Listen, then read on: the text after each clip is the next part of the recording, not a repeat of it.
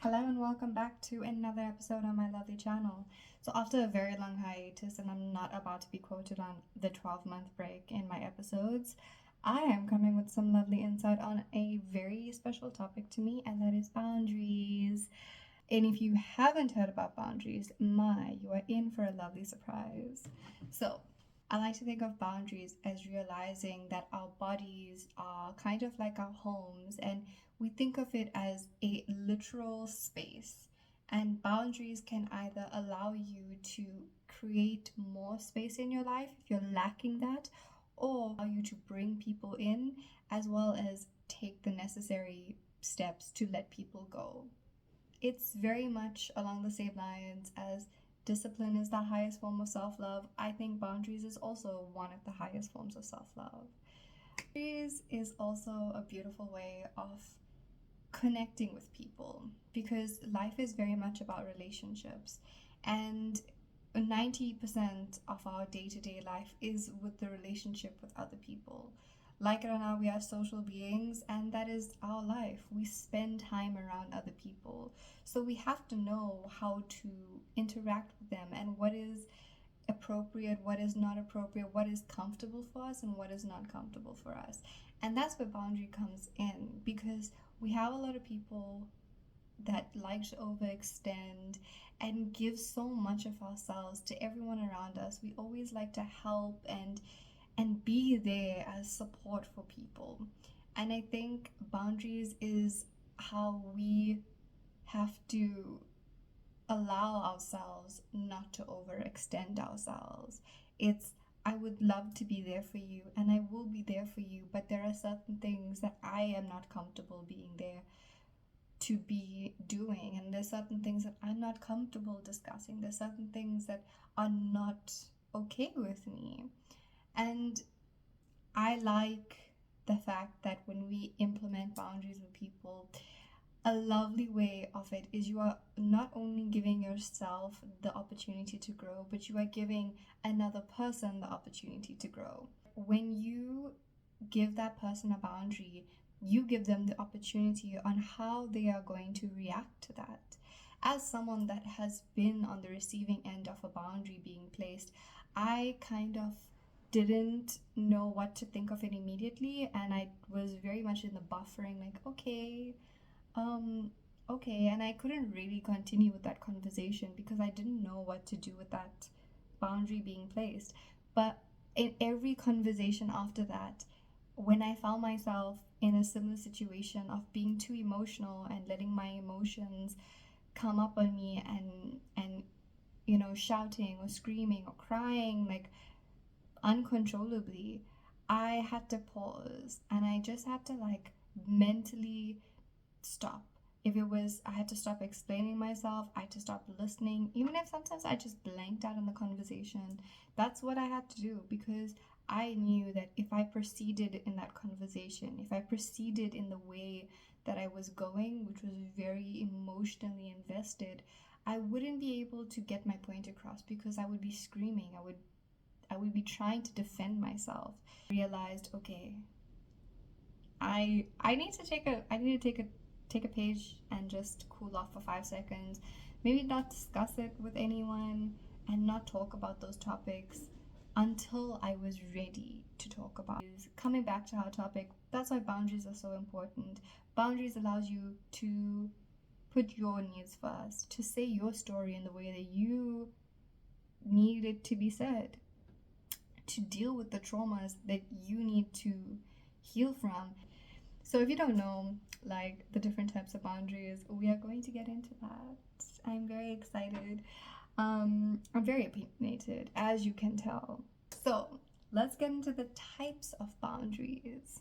Now, we've got emotional boundaries. Emotional boundaries is really like the emotional capacity you have on a day-to-day basis. And this is different for every single person every single day.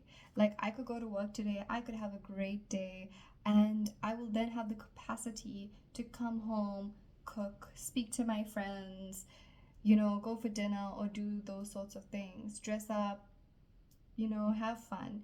And there are days where I could go to work and I had a not great day. And I come home and honestly, all I want to do is have takeout and watch a movie. We've got material boundaries. And I think this is a really interesting one because, like, as spiritual people, we're so used to just, you know, maybe we're so used to just being like, yes, I have this. I would love for you to enjoy this awesome thing that I too am enjoying.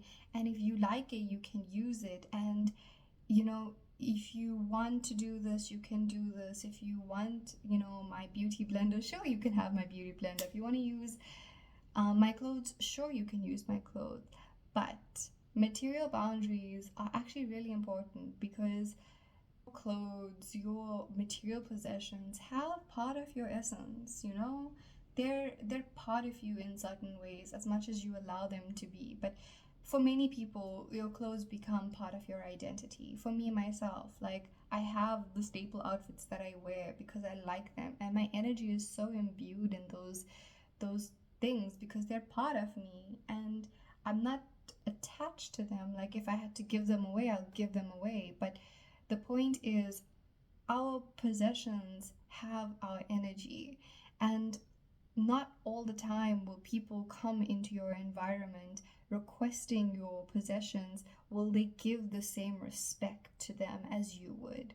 Now, that looks so different in so many different ways. Let's say you lend someone your book, and I've lent books so many times in my life, and that's why I'm just like, I'm not lending people books anymore, because I've lent books and I've never gotten them back. That's disrespecting my boundaries. That's disrespecting, like, my material possessions. It's okay to say, no, I'm sorry, I don't feel comfortable lending this to you. Or I'm well aware of, like, the limitations my clothing has, or the limitations of my bags and shoes. And I know that based on the activity that we are going to do, if you want to use this, it's not going to work. And I know that because it's mine. Next, we have financial limitations. Financial limitations can range from how you choose to spend your money with other people. And let's say you tell yourself, I'm only going out once a month, and your friends ask you every weekend, let's go out, let's go out, let's go out. It's about being like, listen, I've budgeted for once a month, I cannot exceed my budget. I can't come out with you. You don't have to tell them that. Never did I say you have to tell them I'm broke and I can't come out with you, because no, you don't know anyone explanation. You can just say, I'm sorry, I'm unable to come out this weekend, and they should respect that. They're your friends. It's okay to not go out and spend every weekend with each other to be called friends. Financial boundaries look like self-imposed boundaries. Can't relate. Yeah, can't relate getting there. But maybe you have a clothing budget that you choose not to exceed, or you know that you're going to buy gifts in certain months, so you save up and you don't use that money for something else. Financial boundaries look like taking a part of your paycheck and keeping it for an emergency fund, keeping it for a travel fund, keeping it for whatever else gives you pleasure. Maybe you're investing in a car, you're investing in a house, you're investing in just a stocks account that you want to keep funding so that eventually you have a bit of a cushion. We all like cushion, we all like security, so get some security. Financial boundaries can be great, as material boundaries can be great. Like, just because we're spiritual beings, we need to learn how to take care of the material possessions that we are handed with. And me myself, I'm back to material. I too am also learning how to take care of my things better. I'm learning how to not scuff my shoes all the time, because I need to respect my material possessions in a way that I would respect Mother Nature. It's not the same, but it's the same, like, whatever. We've got time and energy. Now, time and energy is, only have 24 hours in the day, and you require a lot of that time for yourself. It's about being like, I'm sorry, babe, I I can't do it today. I hope you understand. And sometimes it's better to say, hey, I'm not available today than, make promises. We've got spiritual boundaries. I love spiritual boundaries because in the process of coming into spirituality, coming into loving myself, I find that I am so excited to share my opinion with other people, and I'm so excited to hear other people's opinions. But it's also about being able to agree to disagree. Like, I am not here to brainwash you into believing what I believe, but I'm here to maybe share what I have learned. And if you know more about the topic, be open enough to receive it in a different way. Especially because right now, like in this work of process, and if someone else is coming to me and telling me, but you can't do that like that, like you can't be Christian and Hindu at the same time, it's about being like, okay, that's what you think, babe, but I can't explain to you why these books have called to me and why I feel like I need to learn about these things. Also, as a colleague, there's a certain level of like respect and repertoire like you've got to keep with your colleagues. um I would say there are certain topics that are comfortable to discuss with your colleagues, certain topics that are not comfortable to discuss with your colleagues. And even if you have a really great relationship with this person, I think it's important for you to realize that you are in a work environment. I love when people implement boundaries because it gives you and them room to grow. And that's what we are here for. We are here to grow and we're here to learn. Like, if you didn't tell me I'm not like that's not a cool thing, not even cool, but if you didn't tell me that's not an appropriate thing to do, I would have lived my life thinking it's okay to do that, it's okay, and that's fine. But it's not fine, and I don't want to be doing things that offend people. Yeah, we've got physical boundaries. Physical boundaries looks like the example of the literally physical space.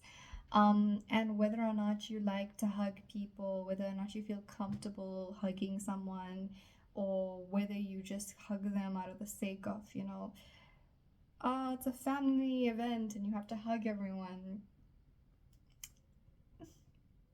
Hi. Like, can I just do this now and like skip out on the hugs? I would love to. Sexual boundaries. My loves. If you are any kind of human being, you need to have sexual boundaries. I'm sorry. Your body is your space, and how you feel changes every single day. What you said you were comfortable with yesterday, you may not be comfortable with today. What you said you were comfortable with an hour ago and maybe sent some interesting texts about could be different today. And it's okay. It's okay. If our emotion fluctuates, obviously, like our desires, our needs fluctuate with us. Like, you need to be comfortable with your partner or your partners or anyone. Like, you need to be comfortable with what you are getting into. And I think, like, if you have a lax of like physical boundaries, it's so easy to just think that, okay, this person like is instigating this and I don't want to let them down, or like I just don't want to think about it right now, so it's okay. And after that you feel like, oh, but was I actually okay with that? Chances are you weren't. When you're building a relationship with someone, just dabble with a no here or there. Like, just see how it goes. Like, just see what's the worst that could happen. The worst that could happen is actually pretty bad. Like, they could go crazy, but if they go crazy, then you know they're crazy, and then you can think, do I want that in my life? Because I'm kidding. I'm not kidding. Sorry. Like, if you say no, I'm not comfortable with doing that, and this person keeps on pushing you, or this person keeps on like pushing your boundaries, or they just shut down and they like treat you differently after that, or what are the other possibilities? They get very, maybe they get abusive, maybe they scare you, and then you end up doing something that you were not comfortable with doing. reaction was something that scared you a little bit and made you feel, you know, not safe. It's not that the boundary was at fault, it's the fact that they cannot respect your boundaries. Boundaries are literally a way for you to express yourself, you know, like, I actually don't want to do that. That's not who I am. That does not go into like my reality that I perceive myself to be as. A lot of people struggle to say no. A lot of people are very okay with saying no. But if you are the ones that struggle with saying no, I would just say start small. Like, starting small can look like not speaking to people that like clearly just see something in you and it's not what you want, or you just want something physical, and that's not something that I want. So a boundary looks like me not speaking to that person. It doesn't have to be that deep, but the more you exercise the small boundaries, the bigger boundaries get better. um Broadening on that topic of the boundaries that we have like premeditated boundaries and we have spur of the moment boundaries. Now, as we discussed, spur of the moment boundaries, very much like sexual boundaries, like spur of the moment boundary can look like, actually, I don't think I want to do this today. Like, you know, I don't feel like it today. It's very much an emotional, like, today, not today. Those are very spontaneous. You have to just respect yourself, respect what your body is telling you, respect what you're feeling. It can be difficult because, you know, peer pressure is a thing. Then we've got premeditated boundaries. And for me, a premeditated boundary is a decision that you make, that you want to implement in your life and you think is going to help you. And it's about continuously sticking to that. So I'm closing with this lovely topic of boundaries. I want to thank you guys for listening, and I hope that boundaries helps you in your life. I hope that you get comfortable with playing with it and just take it easy. Take it like one day at a time. Start off with someone that you love and, you know, see what it's like, because it's a great form of expressing yourself. It's a great form of asserting authority on your own life and reclaiming your power. And I think some of us just need that sometimes. Like, we're such loving, giving, overextending people that we forget about ourselves. And when you learn how to fill your own cup, you are able to be there for people more.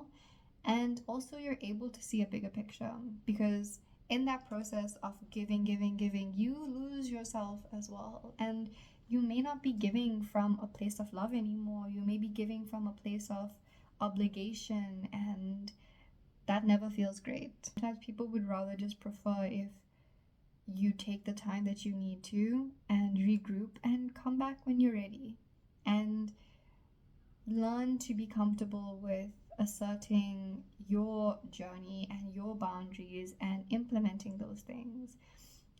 Just be graceful and respectful when you're doing it, you know. Find a way that allows you to express what you need, but also that is assertive enough and, you know, graceful enough. So thank you for taking the time to learning a little about boundaries and yourself. I hope that this helps you in your day-to-day life, and if you have implemented some really great boundaries, drop a comment, let me know, and I hope you enjoyed this video. Bye!